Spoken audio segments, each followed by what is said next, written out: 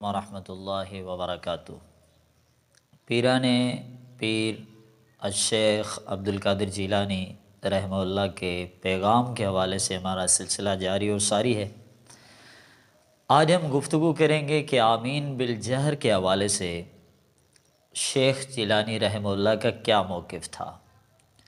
ان کی کتاب غنیۃ الطالبین میں، جس کا اصل نام الغنیۃ لطالب طریق الحق ہے، عربی بیروت کے نسخے کے مطابق صفحہ نمبر 19 ہے اور اردو ترجمہ کے مطابق صفحہ نمبر 23 ہے۔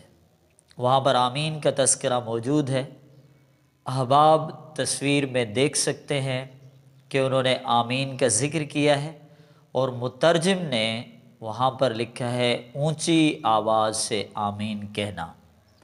تو میرے بھائیو، یہ شیخ جیلانی رحمہ اللہ کا منہج روزے روشن کی طرح آیا اور واضح ہے کہ آمین بالجہر، بلند آواز سے آمین کہنا محمد رسول اللہ صلی اللہ علیہ وسلم اور ان کے صحابہ کی سنت میں شامل ہے۔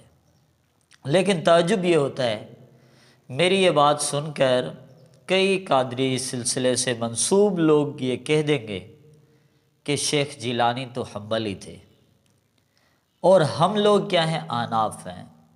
میرے بھائیو، اب میرے جملے یاد رکھنا، یہ حنفیت اور حنبلیت کا اختلاف نہیں ہے، بلکہ یہ پاکیزگی اور پلیتی کا اختلاف ہے۔ پھر مسجدوں کو کیوں دھویا جاتا ہے؟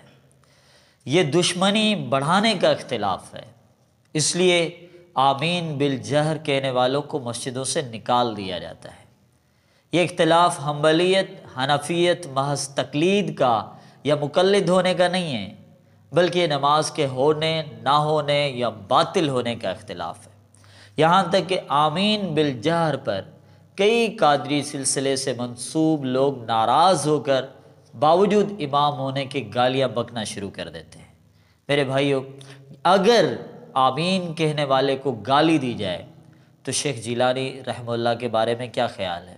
اگر آمین کہنے والا مسجد میں آ جائے تو مسجد پلیت ہو جاتی ہے۔ میرے بھائیو، پھر عبد القادر جیلانی رحمہ اللہ کے بارے میں کیا خیال ہے؟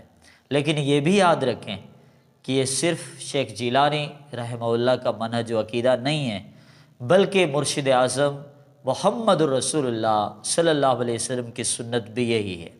حدیث کی کتاب سنن ابی داؤد میں حدیث نمبر 933 میں وائل بن حجر رضی اللہ تعالیٰ میرے اور آپ کے محبوب محمد رسول اللہ صلی اللہ علیہ وسلم کے نماز کے طریقے کو بیان کرتے ہیں۔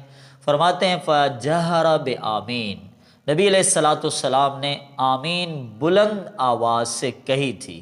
اور پھر یہ روایات اس قدر مضبوط ہیں کہ حدیث کے عظیم محدث، جن کا درجہ صحیح بخاری کے بعد آتا ہے، صحیح مسلم کے رائٹر اور مصنف امام مسلم بن حجاج القشیری رحمہ اللہ اپنی کتاب التمیز میں صفحہ نمبر 40 پہ لکھتے ہیں تواترت الروایات کلھا فی الجہر بآمین، آمین بالجہر کہنے کے بارے میں تمام روایات متواتر کے درجے کو پہنچتی ہیں۔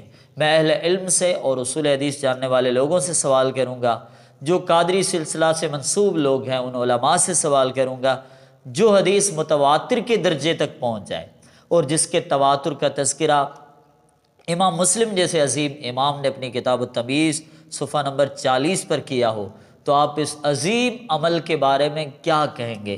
میرے پیغمبر صلی اللہ علیہ وسلم کی سنت ہے، روایات متواتر ہیں، صحابہ کرام کی سنت ہے، لیکن پھر بھی میرا بھائی کوئی الجھ جاتا ہے، آمین سے ناراض ہو جاتا ہے اور اس کے ماتھے پہ تیور نشانات اور سلوٹیں پڑ جاتی ہیں۔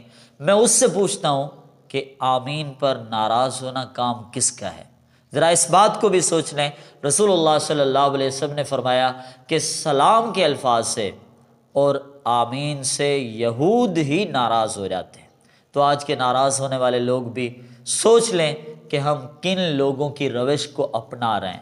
وہ جو روش یہود ہے آج مسلمانوں میں آ چکی ہے اور مساجد میں موجود ہے۔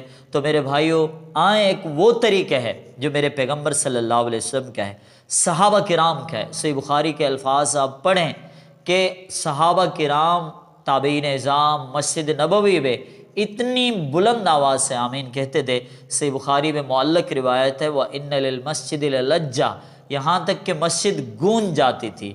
تو میرے بھائیوں، میری گفتگو کا خلاصہ ہے، جو میرے نبی مرشد اعظم محمد صلی اللہ علیہ وسلم کا طریقہ ہے، صحابہ کا طریقہ ہے، اور پھر تابعین کا طریقہ ہے، متواتر روایات موجود ہیں، اور پیران پیر عبد القادر جیلانی رحمہ اللہ نے اپنی کتاب میں اس کو ذکر کیا ہے۔ عربی کتاب کا حوالہ صفحہ نمبر 19 ہے، اردو کتاب کا حوالہ صفحہ نمبر 23 ہے۔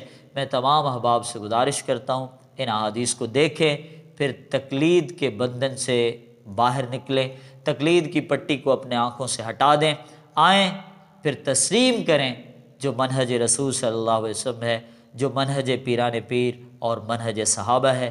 میں دعا کرتا ہوں اللہ تعالی ہم سب کو گزشتہ غلطیاں چھوڑ کر اپنی اصلاح کی توفیق عطا فرمائے۔ آمین وآخر دعوانا الحمدللہ رب العالمین۔